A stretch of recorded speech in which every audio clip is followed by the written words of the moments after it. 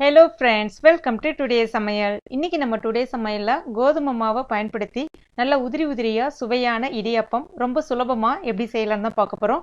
எப்பவுமே நம்ம பச்சரிசி மாவை பயன்படுத்தி செய்வோம். அது இல்லாத சமயங்கள்ல ஒரு முறை நீங்க இந்த மாதிரி ட்ரை பண்ணி பாருங்க. ரொம்ப அருமையா இருக்கும். ஹெல்தியும் கூட. இதை இப்ப எப்படி செய்யறது நம்ம பார்க்க ஆரம்பிச்சிடலாம். முதல்ல இதற்கு ஒரு கடாய் ஒன்று எடுத்துக்கலாம். இப்போ இதுல 2 கப் அளவுக்கு கோதுமை மாவு சேர்த்துக்கலாம். வீட்டில் இருக்கக்கூடிய எந்த கப் வேணாலும் நீங்க பயன்படுத்திக்கங்க. இப்போ இதை மிதமான தீயில வச்சுட்டு ஒரு 5 நிமிஷம் இந்த மாவை நம்ம வறுக்கணும். மாவுடைய நிறம் கொஞ்சம் மாறி வரும். அதே சமயத்துல அந்த வறுபடுற ஸ்மெல் நல்லா வர ஆரம்பிக்கும்.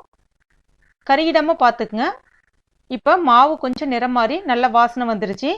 இப்போ இதில் நம்ம கொஞ்சமா தேவைக்கேற்ப உப்பு சேர்த்துக்குங்க. கூடவே 2 ஸ்பூன் அளவுக்கு நெய்யோ இல்லைன்னா எண்ணெயோ சேர்த்துக்குங்க. சேர்த்துட்டு ஒரு தடவை நல்லா கலந்து விட்டுக்கலாம். இப்போவும் ஸ்டவ் மீடியம் ஃப்ளேம்ல தான் இருக்கு. அடுத்ததா இது கூட தண்ணி சேர்த்துக்கலாம். தண்ணி பார்த்தீங்கன்னா எந்த கப்பால கோதுமை மாவு அளந்தீங்களோ அதே கப்பை பயன்படுத்துங்க. அதுமாரி பச்சை தண்ணி தான் நான் இன்னைக்கு ஊத்துறேன். ஸ்டவ் மீடியம் ஃப்ளேம்ல தான் இருக்கு. சரியா 2 கப் தண்ணி தேவைப்படும். அதாவது 1 கப் கோதுமை மாவுக்கு 1 கப் தண்ணி தேவைப்படும். சில சமயங்கள்ல சில கோதுமை மாவு கொஞ்சம் தண்ணி உள்வாங்கும். அந்த சமயங்கள்ல பார்த்தீங்கன்னா 1.25 கப்பு தேவைப்படும். இப்போ நான் இன்னைக்கு பார்த்தீங்கன்னா சரியா 2.25 கப் அளவுக்கு தண்ணி நான் ஊற்றிருக்கேன். அது மாதிரி எடுத்தோன்னே அதிகமாக தண்ணி ஊற்றிடாதீங்க. கொஞ்சம் கொஞ்சமாக தண்ணி சேருங்க. வேணும்னா இந்த ஸ்டேஜில் நீங்கள் சுடு தண்ணி கூட பயன்படுத்திக்கலாம். அது இன்னும் நல்லா சாஃப்டாகவே வரும். ஒரு தடவை நல்லா கலந்து விட்டுக்குங்க. இப்போ மாவு உங்களுக்கு இந்த பதத்துக்கு வரும், எல்லாம் ஒன்று கூடி. இப்போ இதை மூடி வச்சிடலாம்.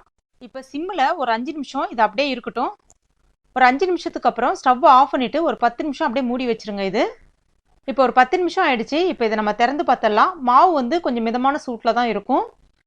நல்லா இப்போ நம்ம எப்படி சப்பாத்தி மாவு பிசைவோமோ அந்த மாதிரி ஒரு தடவை அழுத்தி பிசைஞ்சிங்க. மாவை எல்லாம் ஒன்னோட ஒன்று நல்லா பிசைஞ்சு கொண்டு வந்துருங்க. இப்போ பார்த்தீங்கன்னா மாவு உங்களுக்கு சப்பாத்தி மாவோட இன்னும் கொஞ்சம் இலகுன மாதிரி, அதாவது நம்ம எப்படி பச்சரிசி மாவு பிசைவோமோ அந்த மாதிரி அந்த இலகுன பதத்துக்கு இருந்தால் தான் உங்களுக்கு மாவு பிழியறதுக்கு வாட்டமாக வரும். இப்போ இதில் தேவைப்பட்ட கொஞ்சமாக எண்ணெய் சேர்த்துட்டு ஒரு தடவை அழுத்தி பிசைஞ்சிங்க. எதுக்காக அப்படின்னா அப்போ தான் இன்னும் நல்லா உங்களுக்கு உதிரியாக ஒன்றோட ஒன்று ஒட்டாமல் வரும். ஏன்னா கோதுமை மாவு நேச்சுரலாகவே கொஞ்சம் அந்த குழகுழப்பு தன்மையை கொடுக்கும். நீங்கள் எண்ணெய் சேர்த்து பிசையும் போது பார்த்தீங்கன்னா உங்களுக்கு அந்த உதிரியாக நல்லா வரும். அடுத்ததாக இடியாப்ப மாவு வச்சு இந்த அச்சு தான் எடுத்திருக்கேன். இப்போ கொஞ்சமாக மாவை இந்த குழலில் சேர்த்துக்கலாம். அடுத்ததாக இட்லி தட்டில் கொஞ்சமாக எண்ணெய் தடவி வச்சுருக்கேன். கொஞ்சமாக தேங்காய் துருகள். இது அவசியம் இல்லை, ஆனால் சேர்த்திங்கன்னா பார்க்குறதுக்கு நல்லாயிருக்கும். குழந்தைங்க விரும்பி சாப்பிடுவாங்க. எல்லாத்துலேயுமே கொஞ்சமாக தேங்காய் துருகள் வச்சுக்கலாம். அடுத்ததாக இதை நம்ம பிழிஞ்சு விட்டுடலாம். பிழியிறது பார்த்திங்கன்னா ரொம்ப சுலபமாக தான் இருக்குது. மாவு ரொம்ப அழுத்தமாக, அதாவது கொஞ்சம் திக்காக இருந்துச்சுன்னா கண்டிப்பாக பிழிய வராது. அந்த மாதிரி உங்களுக்கு திக்காக இருக்கிற மாதிரினா கொஞ்சமாக மறுபடியும் சுடு தண்ணி ஊற்றி ஒரு தடவை மாவு பிசைஞ்சிக்கங்க. பிசைஞ்சிட்டு அதுக்கப்புறம் நீங்கள் மறுபடியும் பிழிய ஆரம்பிங்க. இப்போ பாருங்கள், உங்களுக்கு நல்ல நீல வாக்கில் நல்லா உதிரியாக அழகாக வருது பாருங்கள். ஒன்னோட ஒன்று ஒட்டவே இல்லை பாருங்க. நல்ல நீளமா, அதே சமயத்தில் நடுவில் கட்டாகாம அழகா வருது பாருங்க. இப்போ எல்லாத்தையும் இந்த மாதிரி நம்ம பிழிஞ்சு விட்டுக்கலாம். இதை இப்போ நம்ம இட்லி பாத்திரத்தில் வச்சிடலாம். இட்லி பாத்திரத்தில் நான் கொஞ்சமாக தண்ணி கொதிக்க வச்சிருக்கேன். இப்போ இதை இதில் வச்சிடலாம். மூடி வச்சிடலாம். மீடியம் ஃப்ளேமில் ஒரு 10 நிமிஷம் வேகட்டும். இப்போ ஒரு 10 நிமிஷம் ஆயிடுச்சு. இதை நம்ம இப்போ திறந்து பார்த்துடலாம்.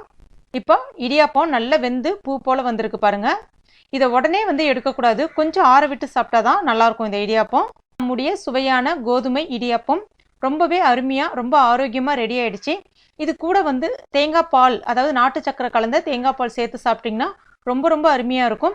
ஃப்ரெண்ட்ஸ், கண்டிப்பாக நீங்கள் உங்கள் வீட்டில் ட்ரை பண்ணி பாருங்கள். ட்ரை பண்ணி பார்த்துட்டு உங்கள் வேல்யூபிளான கமெண்ட்டை என் கூட ஷேர் பண்ணிக்கங்க. இந்த வீடியோ பிடிச்சிருந்துச்சுன்னா லைக் பண்ணுங்கள். உங்கள் நண்பர்கள் மற்றும் ஃபேமிலி மெம்பர்ஸ்க்கும் ஷேர் பண்ணுங்கள். மேலும் இது போன்ற டேஸ்டி ரெசிபிகளுக்கு நம்ம டுடே சமையல் இது வரைக்கும் நீங்கள் சப்ஸ்கிரைப் பண்ணாத நண்பர்களாக இருந்தீங்கன்னா உடனே சப்ஸ்கிரைப் பண்ணிங்க. கூடவே மறக்காம அந்த பெல் நோட்டிஃபிகேஷன் சிம்பிளையும் ப்ரெஸ் பண்ணிங்க. தேங்க்யூ.